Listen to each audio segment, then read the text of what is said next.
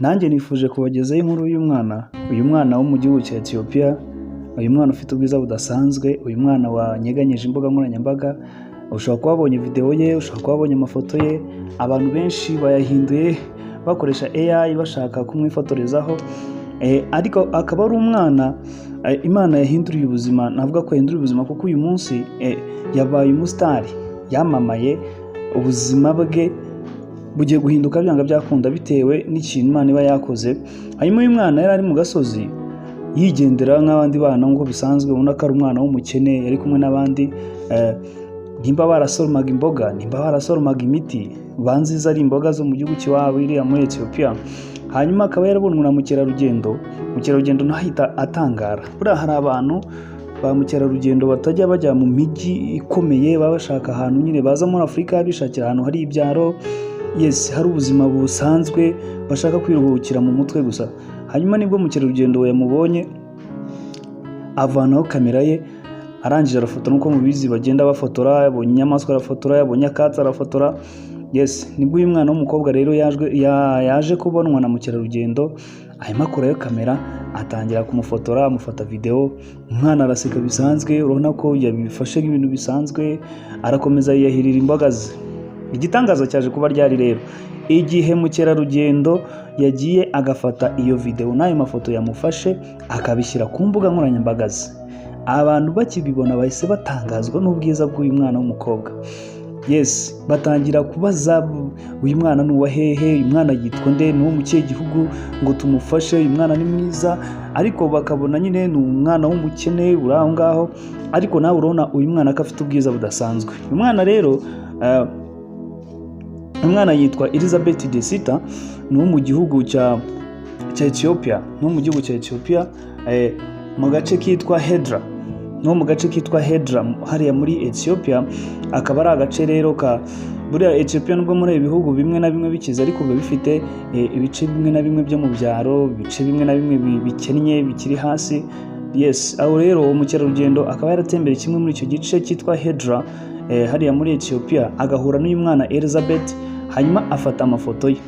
Amaze gufata amafoto ye nyine n'izi video murora, nibwo yabijyanye ku mbuga nkoranyambaga ze, abantu bacika ururondogoro, abantu bavuga ibintu byinshi.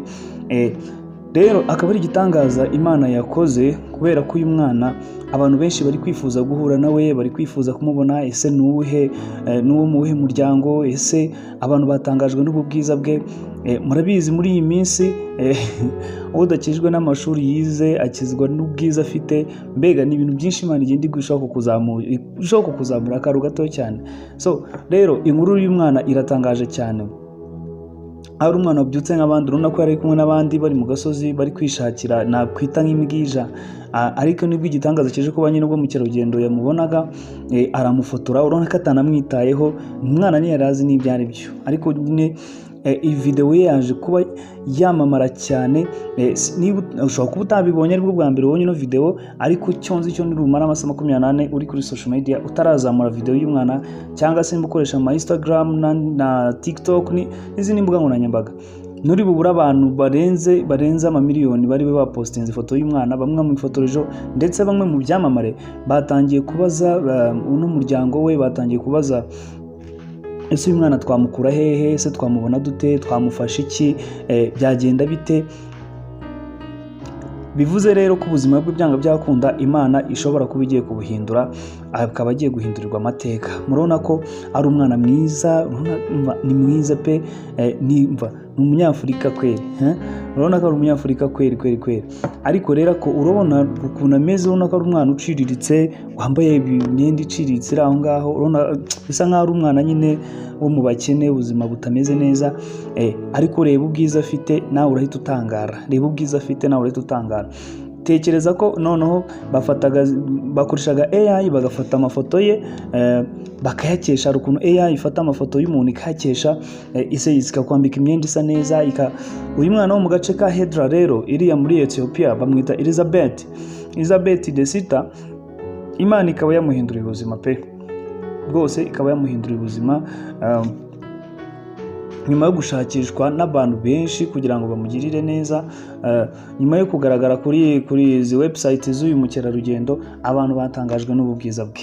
Hanyuma rero ayo niyo makuru ya mbere twari dufite, ariko turakomeza dukurikirane nitugira andi makuru tumenya kuri uyu Elizabeth Desita wo mu gace ka Hedra hariya muri Ethiopia, turaza kubabwira, tuzabagezaho niba koko ubuzima bwe nyuma yo kwamamara kuri izi mbuga nkoranyambaga. Murabizi ko nta muntu ugipfa kwamamara hano ngo birangire gutyo. Imana ikweretse abantu nabo rwose byanga byakunda ibintu buri Imana yabishyize mu bantu. Rero mu bantu bakubona barenza amamiliyoni, harimo abantu bafite umugisha wawe, niyo mpamvu rero biba bisaba kugira ngo ukore ibishoboka byose kugira ngo abantu bakumenye, kandi bakumenye ku kintu cyiza, bakumenyeho ikintu cyiza.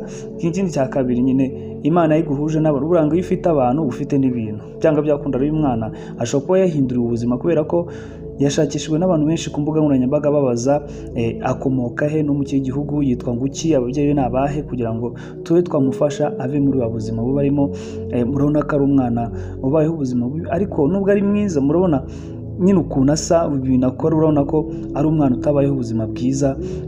Rero twashima Imana ubuzima bwe buhindutse, nk'uko benshi ndetse haba hano mu Rwanda no mu mahanga abantu benshi bagenda bahindurirwa ubuzima binyuze binyuze muri ubwo buryo, binyuze mu gitangaza, ibintu utari witeze ukabona ubuzima burahindutse. So turakomeza tubagezaho amakuru rero, hano ni kuri Joe Official. Reka nkubwire ngo ukomeze ukore subscribe kugira ngo natwe tuzamure. Ikindi cya kabiri, dukomeze tubahe ku murongo kuko turi komeze tubahe update kuri aya makuru y'umwana ndetse n'izindi nkuru zitandukanye. Niba wakunze inkuru rero bya kuri channel yacu, urebeho n'izindi nkuru nyinshi tugenda tubakorera mu minsi igiye itandukanye, haba iz'abastari, haba iz'ubuzima bwite bw'abantu busanzwe, zose wazisanga no kuri Joe Official, haba indirimbo n'ibindi byose wifuza biri hano. Rero njye nitwa Paul, reka tuze guhura muri video zikurikira, hanyuma nanjye ndakomeza nshakishe ano makuru kugeza igihe menye icyo nakwita nyine nk'iherezo ry'uyu mwana w'umukobwa wo muri Ethiopia, Elizabeth Hedra. Hanyuma ubundi ndaza kuba